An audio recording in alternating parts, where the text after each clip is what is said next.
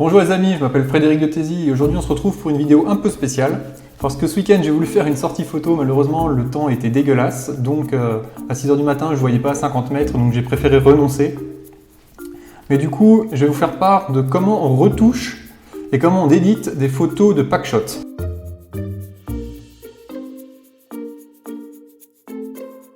Alors comment j'en suis arrivé à faire des photos de packshot, laissez-moi vous en dire un peu plus. En fait, j'ai un ami qui tient le site web comptoirxl.com.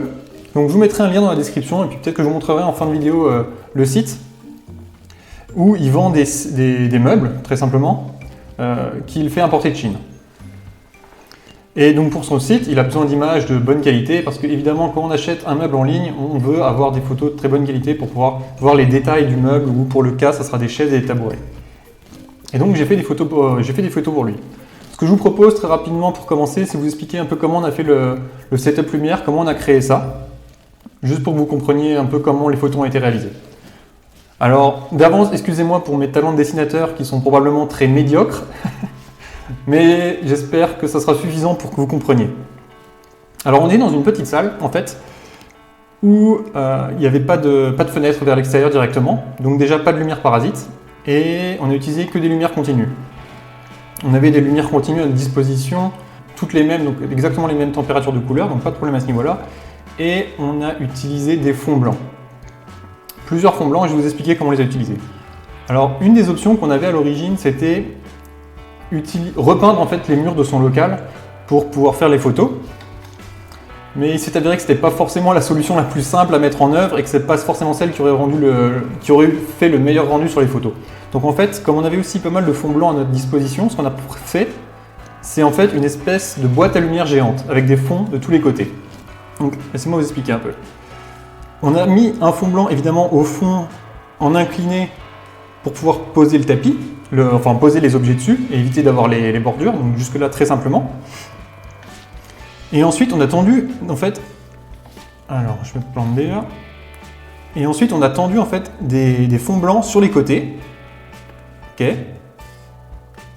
Dessus, on en a tendu au-dessus, sur les côtés, donc je disais. Donc là, vous imaginez qu'il y en a un derrière aussi. Et du coup, en fait, on avait une boîte à lumière géante. On avait, pour nous aider, donc aussi un drap blanc devant. On ne l'a pas forcément utilisé souvent, parce que ce n'était pas forcément nécessaire. Finalement, il n'y avait pas de reflet vers l'avant. Donc évidemment, devant, on avait mon appareil photo avec le trépied, forcément, pour avoir un cadrage qui soit toujours consistant. On avait évidemment notre meuble qui était ici, un tabouret. Et ensuite, au niveau de l'éclairage, alors notre grand défi, ça a été d'éclairer suffisamment les fonds. Alors à l'origine, nous ce qu'on a cherché à faire, en fait, c'était éclairer le meuble, le sujet. Et en fait, on s'est rendu compte qu'à chaque fois, ça posait problème parce que le fond n'était pas assez cramé, il n'était pas assez blanc. Donc finalement, on a orienté toutes les lumières pour éclairer le fond et le blanc. Et finalement, comme on était entouré de draps blancs tout autour, eh ben, on avait suffisamment de lumière sur notre produit, ça réfléchissait suffisamment pour que notre produit soit éclairé de façon très uniforme. Alors, très simplement, derrière notre drap blanc ici, on avait deux lumières, une de chaque côté, assez bas, étant donné qu'on photographiait un petit peu en contre-plongée. On était quasiment au sol sur ces lumières-là. On avait une lumière ici à l'extérieur. Il me semble qu'on en avait une de l'autre côté à l'extérieur également. On avait mis une softbox ici, alors à l'entrée de notre boîte à lumière en fait pour éclairer le sol. Toujours dans cette optique de cramer au maximum le blanc du fond. Et enfin, on avait une autre lumière ici, sur un trépied, qui éclairait le fond, ok. Donc il était juste à côté finalement de notre meuble sans l'éclairer directement. Mais il était dedans celui-là, dedans la boîte à lumière. Donc on a mis 2 heures pour trouver ce setup. À la base, on essayait forcément d'éclairer le produit, que de l'extérieur, etc. Finalement, voilà, on avait 2 lampes à l'intérieur, une dans une softbox, une directement avec un parapluie sur le fond blanc. Et c'est comme ça qu'on a réussi à avoir les meilleurs résultats. Maintenant, on va passer aux photos. Alors, nous voilà dans Darktable avec voilà, toutes les photos qu'on a faites. Et on va les retoucher maintenant. Enfin, on va pas les retoucher directement parce que j'ai fait déjà mes réglages sur Darktable et je voudrais pas les changer. Donc on va revoir en fait les réglages que j'ai fait initialement et ensuite je les ai copiés à toutes les photos pour être sûr que ça soit consistant au niveau de l'éclairage et du rendu. Donc on va prendre ce tout premier par exemple et on va revoir un peu ce qu'on a fait alors. Alors, la toute première chose à faire, ça a été de régler la balance des blancs pour qu'il y ait un rendu vraiment qui soit similaire au niveau des couleurs à ce que le meuble ressemble. C'est surtout l'aspect le plus important, c'est que la couleur sur la photo fasse vraiment le rendu du siège comme on le voyait sur place. Peut-être juste pour commencer, je vais vous montrer en fait à quoi ressemblait la photo avant tous ces traitements. Elle ressemble à ça. Donc vous voyez, le blanc il est un peu beige, c'est pas top. Et ensuite, on va voir si on peut également pousser un peu plus les blancs et puis redonner peut-être à peine de netteté sur le pied. On a l'impression qu'il y a une espèce de voile, un peu un voile terne. Donc c'est pas forcément top. Donc on a commencé, écoutez, on va peut-être y aller dans l'ordre finalement. On va commencer par la balance des blancs. Alors c'est très léger, mais sur certaines photos, en fait, j'avais pas bloqué la balance des blancs sur l'appareil photo. Donc il a fallu que je le fasse en post-production pour être sûr que toutes les photos, elles aient exactement le même réglage de balance des blancs et de température. Une fois que j'ai trouvé le réglage qui me plaisait, j'ai fait la correction des objectifs nécessaires. Alors j'étais au 50 mm f1.8, ouvert à f9. Alors pourquoi prendre une focale fixe? En fait, ça permet d'avoir surtout de la consistance et puis de la régularité dans la prise de vue et pour être sûr qu'il n'y ait pas de déformation. C'est-à-dire que si on avait utilisé un objectif grand angle, il y aurait eu des déformations sur les photos, il y aurait pu en avoir. Avec 50 mm, c'était l'idéal. Idéalement, j'aurais pu me reculer encore plus et utiliser peut-être mon 55-250, mais le fait qu'on était dans une pièce qui avait une taille assez réduite, en fait 50 mm c'était le maximum, je ne pouvais pas me reculer plus. Et donc 50 mm c'est le choix le plus logique en fait comme objectif. Sachant que même avec le 50 mm, j'étais obligé de mettre mon appareil photo comme vous le voyez à la verticale, parce qu'à l'horizontale ça ne rentrait pas. Alors, on a évidemment mis en place la correction des objectifs pour être sûr qu'il n'y ait pas de distorsion et puis pour éviter peut-être le vignettage légèrement qu'il pourrait y avoir sur les côtés. J'ai mis en automatique l'aberration, le module pour éviter les aberrations chromatiques. Donc, vous savez, ces espèces de franges un peu violettes qu'il peut y avoir aux endroits où il y a beaucoup de contraste. Ici, sur certains objets, par exemple, je pense sur la poignée, ici, c'est le genre d'endroit où ça pourrait être sujet à ce type de problème. Donc, on l'active de toute façon. En ombre et haute lumière, alors assez spécifique, en fait l'idée c'est de pousser l'ajustement du point blanc. Vous voyez, j'ai pas touché à l'ombre et à la haute lumière, ils sont toujours à 0. Mais le point blanc, l'ajustement du point blanc, vous voyez, je l'ai poussé assez loin pour être sûr que mon fond il soit vraiment le plus cramé possible. Donc là on voit que le siège a tendance à disparaître un peu, mais on va le récupérer après. Contraste, lumière, saturation, alors en fait il a activé le module, mais il n'y a rien dedans. Je n'y ai pas touché. Zone. Je n'y ai pas touché non plus. Alors le Velvia, par contre, ça j'ai activé, il me semble. Vous voyez que j'ai fait alors la force à 100% en uniforme et avec le mode multiplié. Vous voyez, ça redonne un peu du peps, notamment surtout sur le pied. Et par contre, on a une couleur un peu beige qui vient apparaître sur le siège, sur le tissu. Et donc là, vous allez voir après comment on peut rattraper ça. Mais ça redonne quand même un peu de peps à l'image, donc c'est pas mal. Donc force à 100%, répartition 1. Par contre, j'ai baissé l'opacité parce que sinon, ça faisait des résultats un peu trop forts. Et c'était pas vraiment ce qu'il y avait de souhaitable. Niveau. Les niveaux, j'ai rapproché aussi le point blanc, toujours dans cette optique d'éclaircir au maximum le fond, avoir moins de travail à faire ensuite sur GIMP. Velvia, j'ai dû y retoucher ensuite. Ombre et haute lumière. Là, j'ai dû faire des petits réglages. Zone de couleur.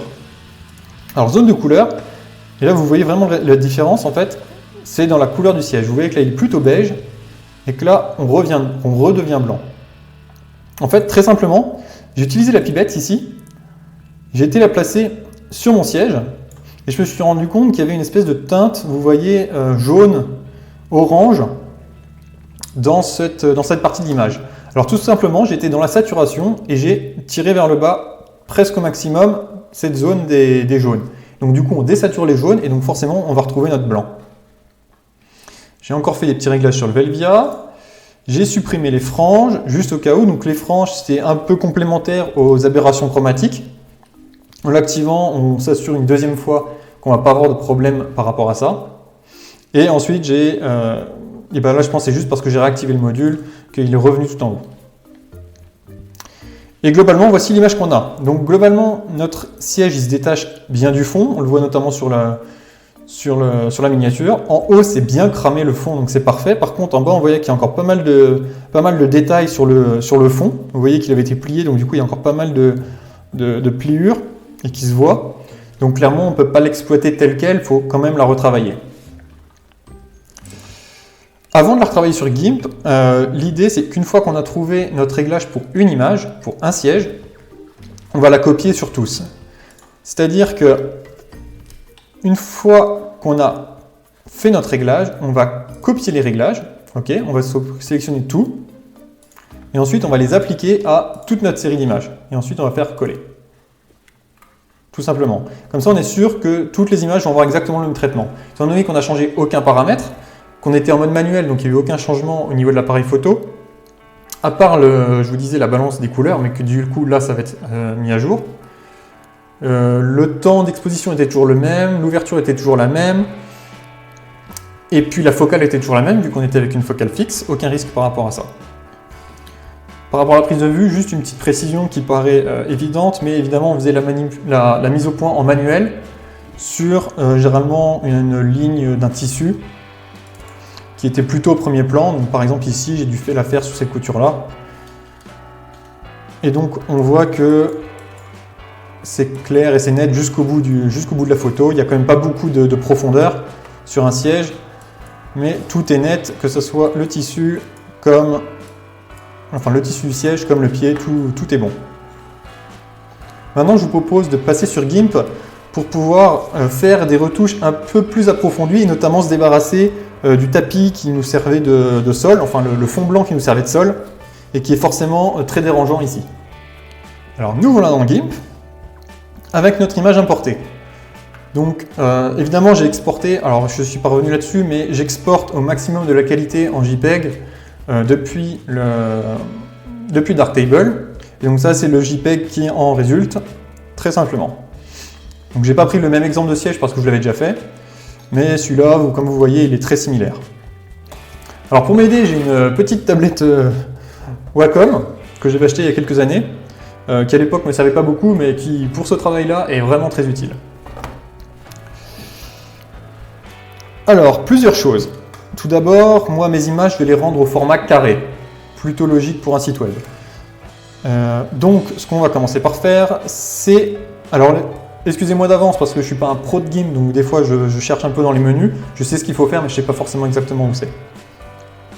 Ce qu'on veut pour l'instant, c'est faire évoluer la taille du canevas et on veut le faire passer en format carré. Donc ici on va faire attention que ce n'est pas loqué, la hauteur et la largeur, comme ça on peut faire les deux de la même taille et on va centrer notre image. Voilà, comme ça on a une image au format carré. On va mettre juste un nouveau calque blanc qui va nous servir de fond pour combler sur les côtés, qu'on va mettre en dessous, très simplement. Ensuite, comment on va se débarrasser de ce fond pas très uni? Et bien, ce que je vous propose, c'est de créer en fait un nouveau calque blanc, par-dessus cette fois-ci, sur lequel on va appliquer en fait un masque de calque, qu'on va mettre en opacité complète pour commencer, et sur lequel on va commencer à dessiner en noir et en blanc donc pour laisser apparaître certaines zones. Donc évidemment, faire attention de sélectionner bien le masque de calque, donc pas un autre calque, pas ce calque blanc, mais bien le masque du dernier calque qu'on a créé blanc. Pour faire apparaître donc notre calque du dessous, il faut peindre sur le masque de fusion en noir. Et quand on peint en noir, on fait apparaître ce qui est en dessous. Et donc l'idée, ça va être tout simplement de peindre pour faire apparaître la forme qu'on veut. Donc en haut c'est simple, il n'y a pas besoin d'être très précis vu que de toute façon notre blanc ici il était déjà, notre fond était déjà blanc. Vous voyez bien qu'il n'y a pas de différence entre les extensions qu'on a rajoutées sur les côtés et puis l'image. Donc c'est que c'est bien blanc, ici il n'y a pas besoin d'être très précis. Mais c'est quand on va aller vers le bas que ça va se compliquer, étant donné que, et ben voilà, on a tout notre fond qui réapparaît. Et donc ça, c'est pas bien. On va zoomer un peu pour faire du travail à peine plus précis quand même. Faire attention que notre colonne, elle soit bien dessinée. Hop. Mais alors ici, il faut faire ça quelque chose de plus propre et de façon plus précise. Alors, quand on est en zoomé comme ça et qu'on veut travailler, vous appuyez sur espace pour pouvoir déplacer l'image, c'est très pratique. Et pour passer rapidement du pinceau noir, donc qui permet de faire apparaître le fond, au pinceau blanc, qui permet d'effacer le fond. Enfin, on ne l'efface pas, on le masque. On appuie sur X, sur la touche X. Vous voyez ici, ça change rapidement.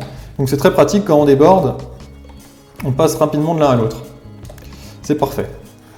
Alors ici, on va faire assez grossièrement, je vais vous expliquer pourquoi, parce qu'en fait, je veux voir le fond.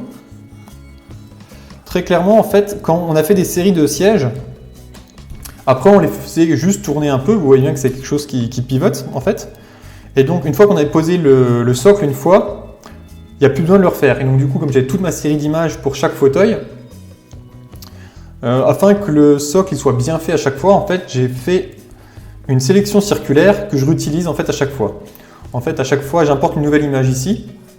Et donc, du coup, ma base de mon pied, elle est déjà bonne au niveau de mon calque. Et j'ai plus qu'à refaire le haut, globalement. Et puis cette partie-là, cette espèce de anse pour les pieds. Alors, qu'est-ce qui s'est passé? Pourquoi je pars en noir? Je ne dois pas être sur le bon calque. Je pense que je suis sur celui-là. C'est ça. On efface. Voilà. On revient sur le bon, sur celui-ci. Donc là, c'est le bon. Alors, ce que je vous propose, c'est de faire une éclipse, en fait, ou un cercle autour du pied, pour avoir quelque chose de vraiment le plus propre possible et surtout le plus net possible. Parce qu'à coup de pinceau, en fait, on voit que c'est assez irrégulier sur les côtés. C'est pas top. Et je me suis rendu compte qu'on a des meilleurs résultats en faisant ça. Alors, on va ajuster. Vraiment sur les bords. Vous allez voir pourquoi juste sur les bords. Juste après. Voilà, on a une belle éclipse.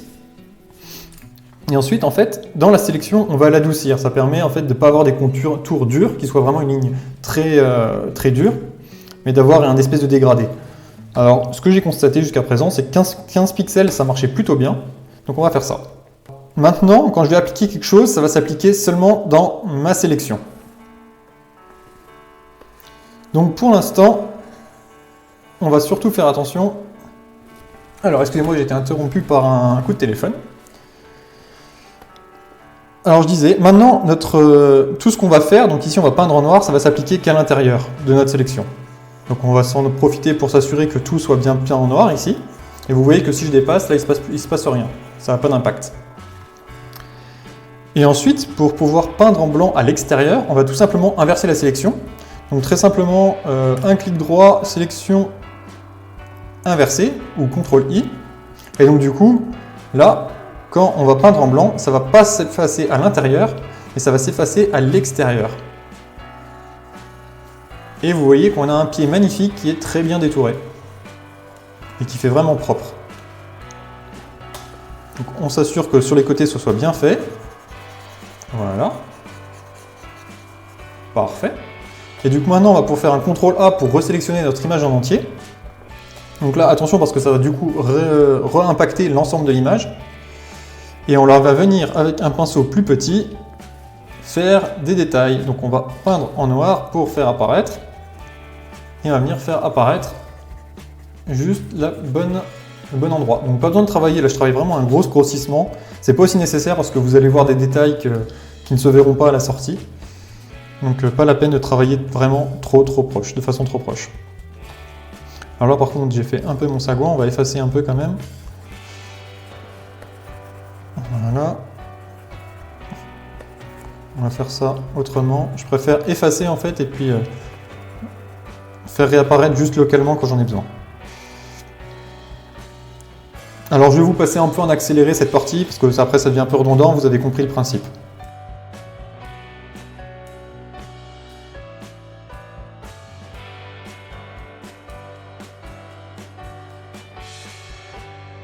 Et voilà, on a un siège plutôt bien détouré.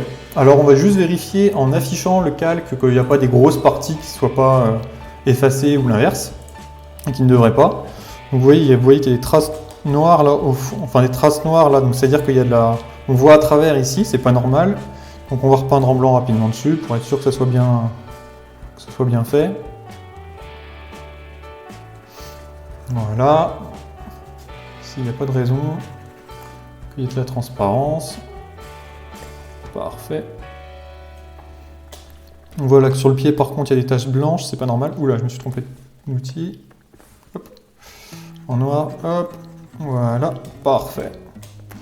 Ici, on va faire attention que ce soit bien noir, il n'y a pas de raison. Hop. De toute façon, ici, je vous disais, ça n'a pas besoin d'être très précis, étant donné que le fond est déjà blanc. Ça ne se verra pas si on dépasse, donc c'est parfait.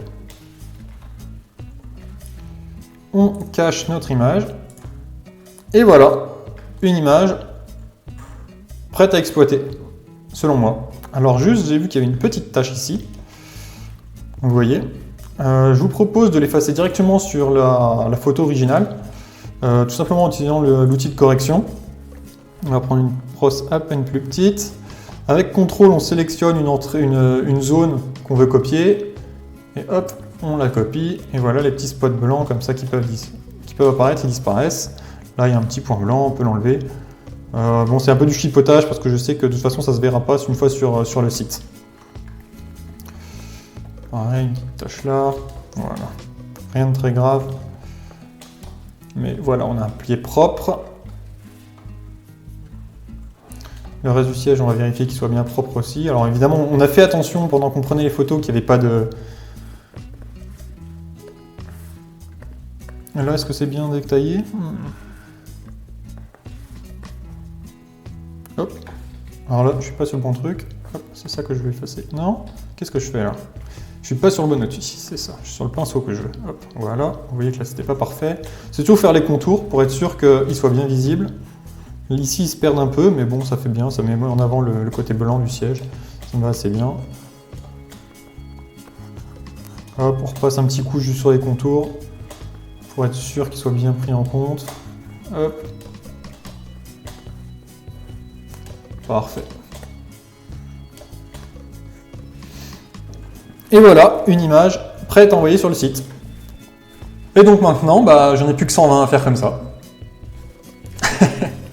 Donc je vous disais, je reprends les calques, en fait, je garde mon fichier XMP, donc c'est le fichier source en fait de GIMP. Et en fait, je fais que venir remplacer l'image principale ici, les unes à la suite des autres, sur la même série, étant donné que le pied ici est à la même endroit. Déjà, j'ai cette partie-là qui est faite. Ensuite, j'ai plus qu'à venir refaire le masque ici, sur le siège principal. Comme je vous dis, c'est pas forcément très compliqué vu que c'était bien blanc ici. Et juste sur le pied, où il faut faire attention parce que là, on voit un peu le fond. Donc finalement, c'est surtout que sur cet aspect-là, sur le pied, cette anse, qu'il faut faire attention. Donc juste pour vous dire deux mots, en fait, sur quel site ces photos vont apparaître. Donc voilà, le site, c'est comptoirxl.com. C'est un site qui est tenu par mon meilleur ami, en fait, qui depuis 3 ans. Ils vendent en fait des meubles qui viennent de Chine, qui vont sourcer en Chine très simplement, et qui proposent à des prix qui défient vraiment toute concurrence, pour une qualité qui est vraiment honnête pour les prix proposés. Donc si vous êtes à la recherche de tabourets, de tables, je vous laisse parcourir un peu les différentes catégories de produits qu'ils proposent, mais c'est toujours un bon moment, une nouvelle adresse pour vous à savoir si vous cherchez des meubles un peu design à des tarifs vraiment très attractifs. Sur ce, je vous remercie d'avoir suivi pour cet épisode un peu spécifique. Dites-moi un peu ce que vous avez pensé un peu de notre process. Je dis notre parce que voilà, mon ami avec qui on a travaillé, il m'a quand même aidé, notamment pour le setup lumière, alors qu'il n'a aucune connaissance en photographie, mais pour faire des meubles, c'était quand même très utile d'avoir quelqu'un avec soi pour pouvoir faire des réglages, etc. Et puis voir en direct comment ça apparaissait, les ombres, etc. Vraiment très utile. Allez faire un tour sur leur site, je vous mettrai le lien dans la description. On va se retrouver bientôt pour des nouvelles sorties photos, quand le temps sera dégagé évidemment, parce que dernièrement ça n'a pas été à mon avantage le temps, mais on se retrouve très prochainement pour en faire. Je vous remercie également parce que maintenant on est plus de 1000 abonnés sur cette chaîne, donc c'est vraiment incroyable, 1000 abonnés en juste quelques mois, ça fait même pas 1 an qu'on existe, donc c'est super cool. Donc voilà, abonnez-vous si ce n'est pas déjà fait, likez la vidéo, laissez-moi un petit commentaire pour dire ce que vous pensez de ça. Si vous voulez peut-être d'autres vidéos sur GIMP, dites-moi si ça vous intéresse. Je ne suis pas un pro, mais je pense que c'est quand même intéressant pour développer encore ses connaissances en photo et aller encore une étape plus loin. Et puis sur ce, à la prochaine! Ciao!